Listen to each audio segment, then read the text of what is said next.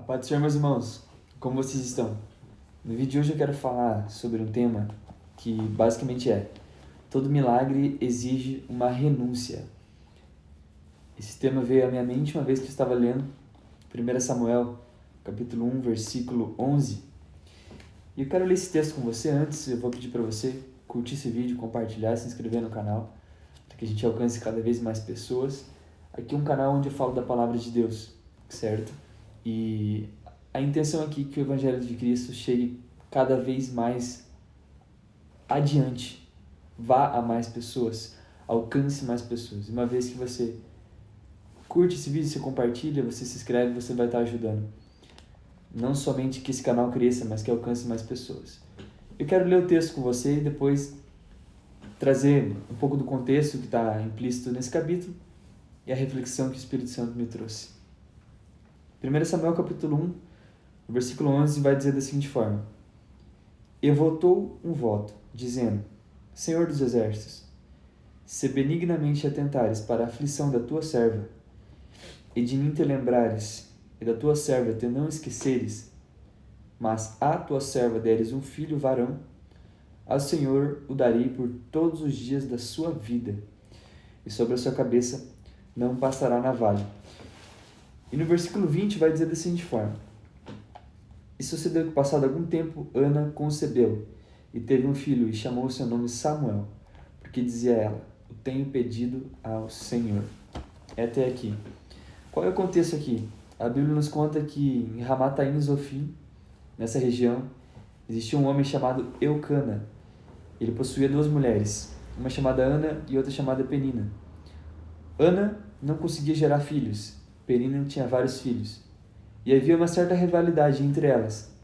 Penina irritava Ana, zombava de Ana, era uma competidora, né? E todas as vezes que Eucana, junto com as suas duas mulheres e os filhos e filhas de Penina, no caso, né, eles iam até Siló, no caso, para ir no templo do Senhor, adorar e oferecer sacrifícios ao Senhor. Havia ali uma zombaria que Penina fazia, digamos assim, para Ana, provocando ela, e por causa dela ser estéril e não conseguir gerar filhos. E Ana ficava triste e chorava muito e não comia. Até que teve um dia, né, que numa dessas vezes que eles iam até Siló, lá no templo do Senhor adorar, eles faziam isso de ano em ano. Ana decide ir até o templo. No templo ela vai fazer uma oração a Deus.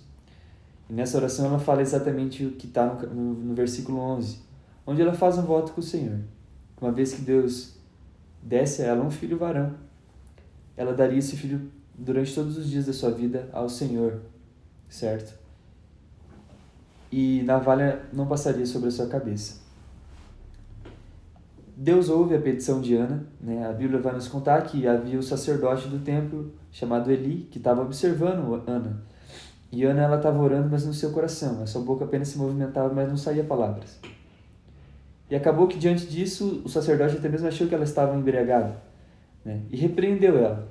E ela explicou: Não, Senhor, eu não estou embriagada, certo? Eu estou amargurada de espírito e tudo mais por conta de tal situação. E falou para ele, né, não bebi, não contou especificamente o que era, mas falou para ele: não estou embriagada.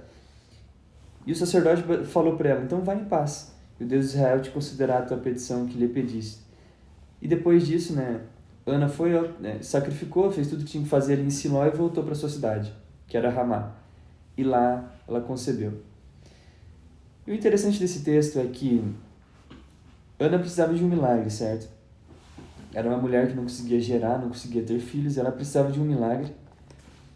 E ela chega diante da presença do Senhor, ali no templo do Senhor, e começa a orar, começa a pedir, começa a chorar.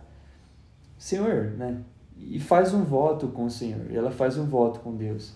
E esse voto de entregar esse filho primogênito dela para a obra de Deus, para o ministério, para o sacerdócio, pode-se dizer dessa forma. E aí você percebe nesse texto, né? Obviamente, isso não se aplica, por exemplo, só para uma pessoa que deseja ter um filho, Mas isso se aplica para alguém que precisa de um milagre, porque Ana precisava de um milagre. E o milagre que ela necessitava era gerar. Mas quem sabe o milagre que você precisa na sua vida financeira?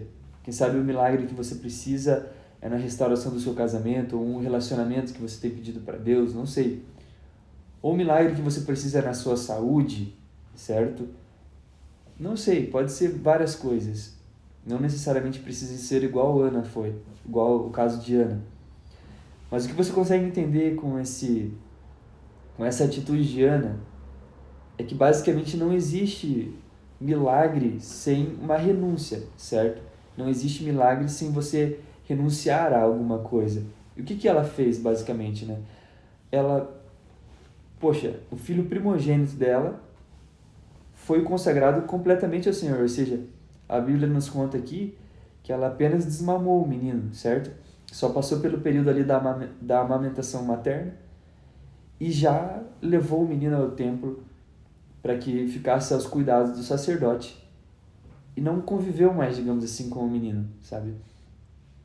E isso, imagina isso para uma mãe que estava recém tinha tido seu primeiro filho, não tenho certeza que não deve ter sido algo fácil, mas teve que ser uma renúncia que ela fez, porque ela queria um milagre e ela fez esse voto com o Senhor. E logicamente, né, depois a Bíblia nos conta que Deus deu a Ana mais outros 5 filhos, certo? Aquele não foi só o único, mas o primeiro teve que ser designado totalmente a Deus. E o que eu aprendo com essa palavra e eu aplico para mim, para minha própria vida, e também você deve aplicar para a sua, é que uma vez que você tem um milagre que precisa acontecer, você tem uma questão impossível, um milagre que você tem pedido para Deus, isso em várias esferas da nossa vida, né? Igual eu falei da financeira, relacionamento, seja lá o que for, sempre vai exigir de nós uma renúncia. Nós sempre, vamos lá, quando pedimos algo para Deus, a gente também tem que entregar alguma coisa para Ele, certo? Então que hoje, nesse dia, eu não duvido que Deus faz milagre. Eu creio nos milagres do Senhor. Eu não sei qual é o milagre que você precisa na sua vida hoje, mas que hoje você venha a dobrar o seu joelho, você venha orar e você venha pedir para Deus que Ele venha atentar para a sua aflição e para aquilo que você está pedindo, mas que você também venha perguntar para Deus o que o Senhor quer de mim, para que esse milagre aconteça. O que o Senhor quer que eu entregue para ti, para que esse milagre venha acontecer? Porque tudo é para honra e glória do Senhor. Primeira coisa é isso, tudo é para honra e glória do Senhor.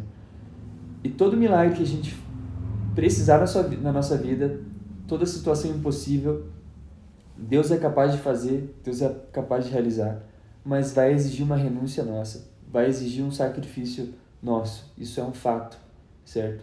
Então, se você, uma vez que você queira viver a promessa de Deus também, ou melhor, o milagre de Deus, como Ana viveu o milagre de Deus, que no caso dela era ter um filho, poder gerar, pergunte a Deus também o que Ele quer em troca. Sabe, o que vai ser necessário que você sacrifique para que você alcance esse milagre. E esteja disposto a sacrificar.